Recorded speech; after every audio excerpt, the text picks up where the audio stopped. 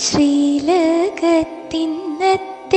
കളഭ ചാർത്തിലായി ഗോവർദ്ധന ഗിരിധാരിയായി കണ്ണൻ വലം കരത്തിലെ പൊൻവേണുവിന്ന് ചെഞ്ചോടികളിൽ ചേർത്തു പിടിച്ചു കണ്ണൻ ഈടം കരത്തിലെ ചേരുവിരലാലത ഗോവർദ്ധന ശൈലമുയർത്തി നിൽപ്പൂ. പൊൻവേണുനാദം കേട്ടിടാനായി